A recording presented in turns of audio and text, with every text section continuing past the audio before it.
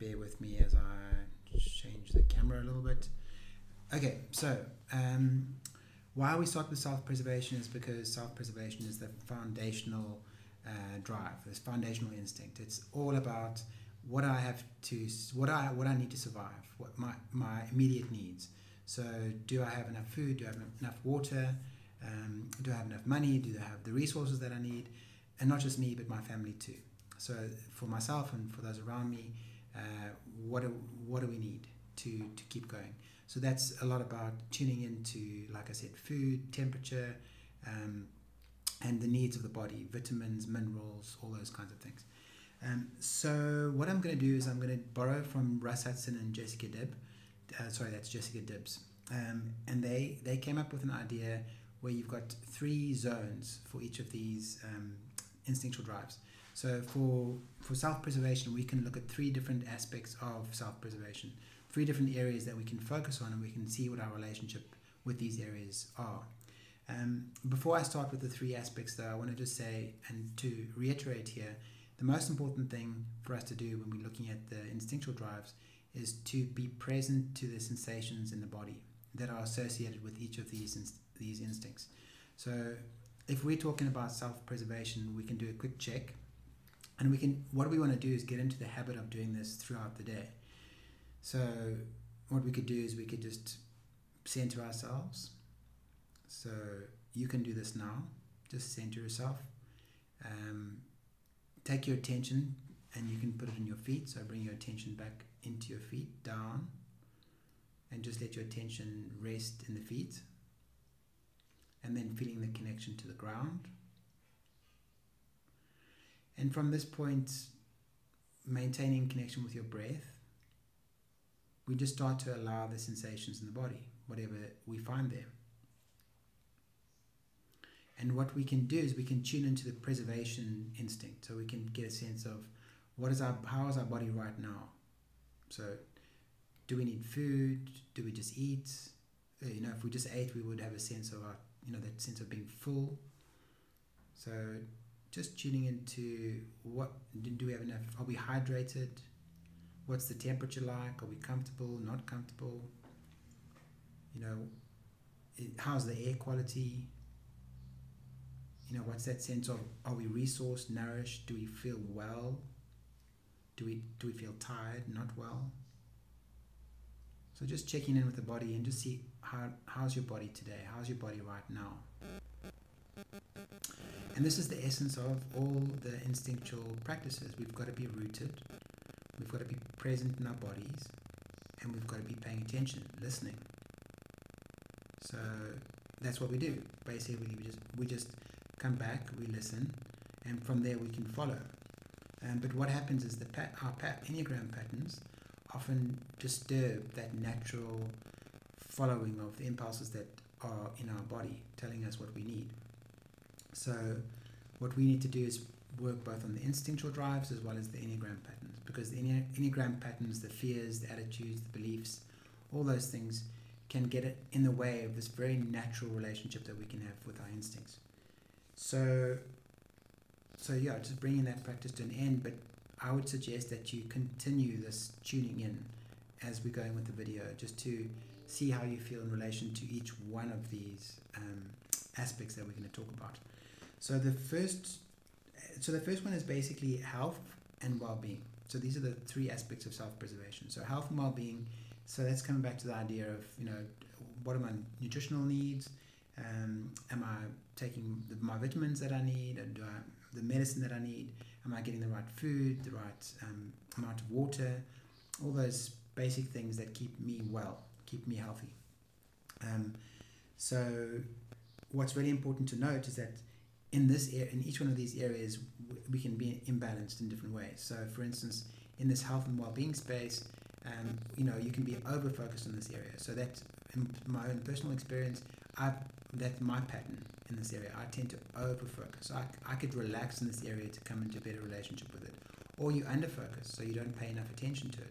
So it's a good idea just to check in with yourself. And when I say health and well-being, just can continue with this thread of being present in the body, and just see what comes up. How's your relationship with your health and well-being? Are you giving your body what you need? Are you listening to your body? Are you following those impulses? And it's quite simple. When we're present in the body, those impulses are very clear. It's easy for us to know, do we need water? Like, that sense of I need water, I'm thirsty. It's usually very clear for us, but it can be clouded over if we're running some kind of pattern, or if we're not present in ourselves, or whatever the scenario is. So so you can either underdo it or overdo it. So you can either be someone who doesn't pay enough attention to it. I'm not thinking about the kinds of vitamins that I might need. I'm not paying attention to the feeling of food in the body, because it's not just the sense of the food that I think I need. It's paying attention to the food and the water and the liquids that I'm putting into my body, and how my body's responding to that.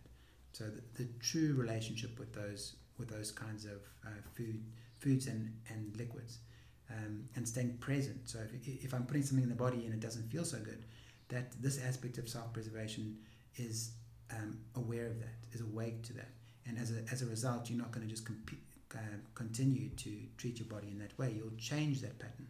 You'll come up with you'll start paying attention, and you'll start going, okay, well, maybe I'm not going to eat that anymore. I'll try something different because that didn't feel so good. So that's the first aspect. And again, just to reiterate, you want to see, are you kind of in over-focusing or under-focusing? Not paying attention or paying too much attention. We know what happens when you pay too much attention. You become obsessive, and it's counterproductive, because we actually put our bodies in too much stress. And so, the stress is less of a help than, eating good food. So you want to make sure that you are just doing the natural kind of sensible thing, rather than putting yourself into an unhelpful, stressful state. Okay, so then the second zone we're talking about is the zone of practical wisdom. Again, so what's really important here is to understand that we can, especially if we are self-preservation leading type like I am, you can have different relationships with each one of these aspects. So I might be quite strong on the health and wellness, and that quite tuned in that area. And then when it comes to the practical wisdom, I might not be so tuned in, and that might be an area that I need to work with. And then just to reiterate again, is that the self-preservation type is for everyone. So we each have these three instincts, and it's good for all of us to come into better relationship with each one of these instincts, and to see what our real relationship is right now, and then to see how we might improve that, how we might develop that. So zone of practical wisdom, that's really about what am I doing to maintain my life? All those practical things that put me in a place where I am paying attention to the things that I need to pay attention to in order to really maintain my life. That's things like rent, resources, like the practical skills that I might have in order to get the work that I need. So all those practical aspects that help me to actually kind of be in the world, live in the world, and acquire what I need to acquire in order to satisfy what I need to do every month, to take care of the bills, and to make sure that I'm surviving on that level. So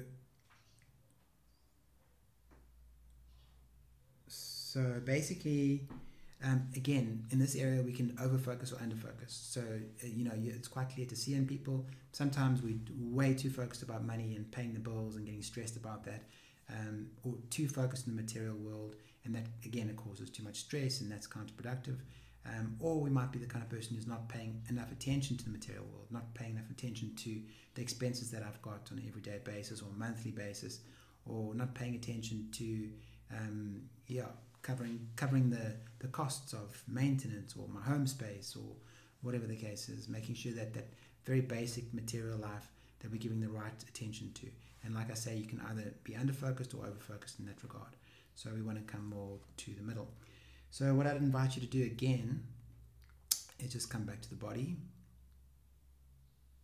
and then just think about your relationship with this particular aspect of self-preservation, the practical everyday wisdom of maintaining our life. How are you in relationship to this aspect? How am I? and then just feel into that, and just let whatever comes up, attitudes, fears, beliefs. I don't have enough money, I have too much, I need to make more, there's never enough, I need to keep driving, like kind of just feeling into where you're at in relationship to this aspect, and allowing whatever comes up just to be there like it is. So then we're going to let that go and come to the third aspect. The third aspect is basically home, so kind of this domestic side of ourselves. And this is a very clear aspect, because for many people you can walk into someone's home and you can just feel that they're very grounded in this particular aspect of self-preservation, where their homes feel really good, they've got plants, you just feel like you're nourished and you're in a good place when you come into their home. We know lots of people like that, and it's just the feeling that I have, you just love being in that space. So, and often the kitchen is central, the health of a kitchen, and people are very focused on their kitchen, and they make you feel like, it's just this beautiful place to be. So again, this is a really important aspect of self-preservation, because we need to have a relationship with home. We need to be grounded, we need to have some sense of being rooted. And if we don't have that, then it's more difficult to be out there in the world. So again, in terms of this, we can be over-focused on this. So people who are over-focused on this aspect of self-preservation, it's hard to get them to leave their homes. They're attached to their homes, so that they don't want to leave. They're kind of like home-based. And if if you're not paying enough attention, then on the other side of it, it's like, well, you don't put any attention into your home, and you don't have that sense of care and that sense of like rootedness, and that there's a relationship with home.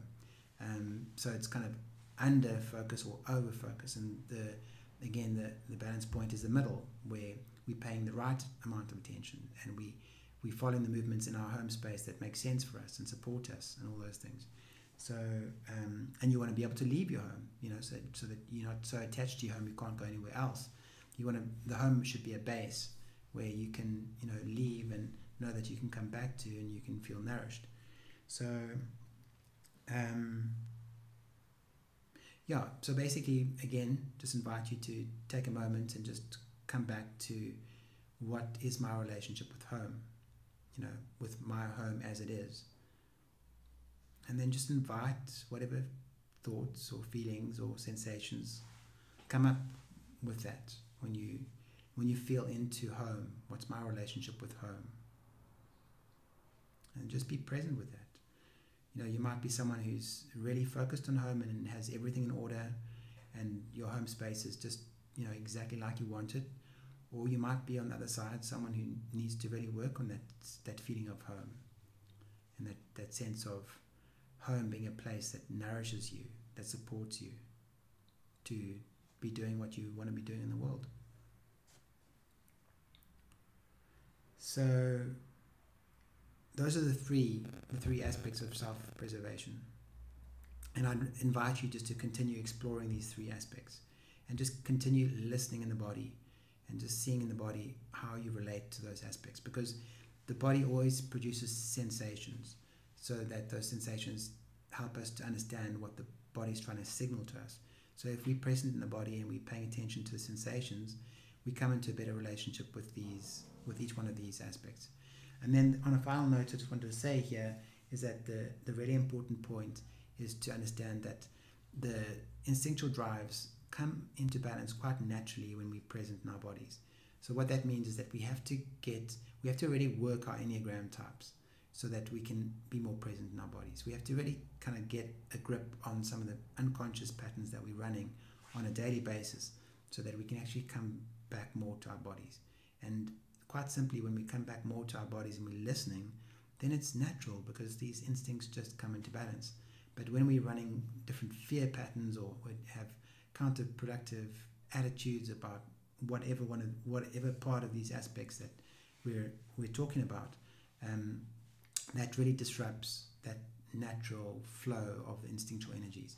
So we want to kind of balance the Enneagram with the instincts, and make sure that we're aware of what we need to work on, what's low, what's weak, what's strong, and kind of leverage the strengths as well as kind of working the weaknesses.